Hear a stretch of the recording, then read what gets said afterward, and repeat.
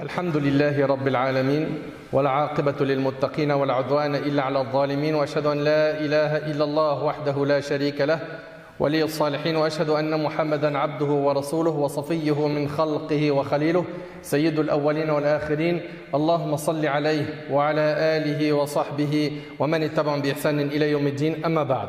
Mes chers frères et sœurs, comme vous le savez, Allah tabaraka wa ta'ala, ce qu'il va regarder de nous le jour du jugement, c'est notre cœur et nos actes. Il ne va ni regarder notre apparence, ni il va regarder la couleur de notre peau. C'est pas sur ça qu'on va être jugé. On va pas être jugé sur la couleur de notre passeport, sur la quantité de diplômes obtenus, sur les hauts grades qu'on a pu atteindre dans la vie d'ici-bas. Non. Le jour du jugement, Allah tabaraka wa ta'ala va regarder nos cœurs et nos actes. Le hadith il est rapporté par l'imam Muslim. D'après Abu Hurayra radiyallahu anhu, le prophète sallallahu alayhi wa sallam a dit: certes, Allah ne regarde pas votre physique ou vos biens, mais il regarde vos cœurs et vos actes. Beaucoup de gens dans notre communauté se sont consacrés à l'apparence. Ils ont tout misé sur l'apparence. Qu'ils soient investis dans la religion ou pas. Ceux qui sont investis dans la religion, ils pensent qu'en ayant la barbe ou elle a mis le hijab, c'est bon.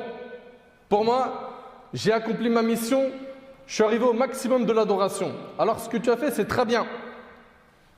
Mais il te reste encore beaucoup à faire. Et la chose la plus difficile, c'est soigner l'intérieur, soigner ton cœur, le soigner des différentes maladies qui menacent, qui rongent les cœurs. Donc ça, c'est quand ils sont dans le dîn. Certains, pour ne pas généraliser, pensent que c'est l'apparence. D'autres, quand ils ne sont pas dans le dîn, qu'est-ce qui se passe? Ils misent tout sur quoi? Les vêtements, l'argent, le luxe, le matériel. Mais tout ça, ce n'est pas ce qui est le plus important. Retiens que ce qu'Allah va regarder le jour du jugement, ce n'est pas ton apparence. Concentre-toi sur cet objectif qui est comment faire pour purifier mon cœur. Ton objectif majeur doit donc être comment faire pour purifier mon cœur. Le prophète alayhi salatu wassalam, il a dit: la piété se trouve ici. Et il a montré à 3 reprises sa poitrine. Et le prophète alayhi salatu wassalam, il nous enseignait que dans le corps, il y a un morceau de chair. S'il est bon, tout le reste du corps est bon. S'il est mauvais, tout le reste du corps est mauvais.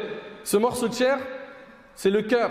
Et Allah azza wa jalla, il nous a dit: inna akramakum indallah atqakum. Le plus noble d'entre vous, c'est qui? Le plus riche, le plus beau, celui qui est habillé avec des vêtements de luxe? Non, le plus noble d'entre vous, c'est le plus pieux, celui qui est le plus proche d'Allah.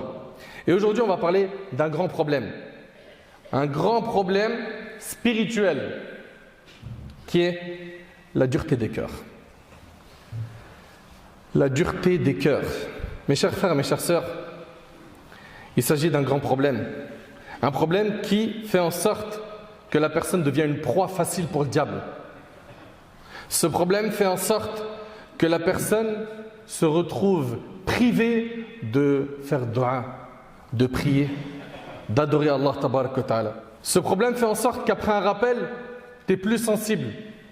Ce problème fait en sorte que les larmes coulent de moins en moins, voire ne coulent plus par crainte d'Allah tabaraka wa ta'ala. Il s'agit de la dureté des cœurs. Oui, effectivement, et on va se le dire clairement, les cœurs ont durci. Aujourd'hui, on écoute le Coran. Aujourd'hui, on lit le Coran. Et ça fait quasiment plus rien dans le cœur de certains. Aujourd'hui, on entend, subhanallah, des versets qui nous rappellent le jour du jugement.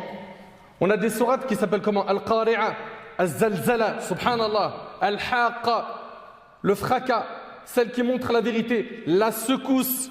Allah Ta'ala nous dit dans le Coran: le jour où l'homme s'enfuira de son frère, Yawma yafirru al-mar'u min akhihi. T'imagines le jour du jugement, un homme qui fuit son frère, qui fuit sa mère et son père, il fuit sa compagne, ses enfants. On lit ces versets, wala nata'athar, et on n'est plus touché. Les cœurs ont vraiment durci. On entend parler du décès d'un tel et d'une telle, ça nous choque sur le coup, mais il n'y a pas de changement. On assiste même à Salatul Janaza, la prière mortuaire, et on va parfois même suivre le cortège funéraire jusqu'à l'enterrement. Et rien ne change dans notre vie. Et tout cela est le résultat de la dureté des cœurs. S'il y en a un parmi vous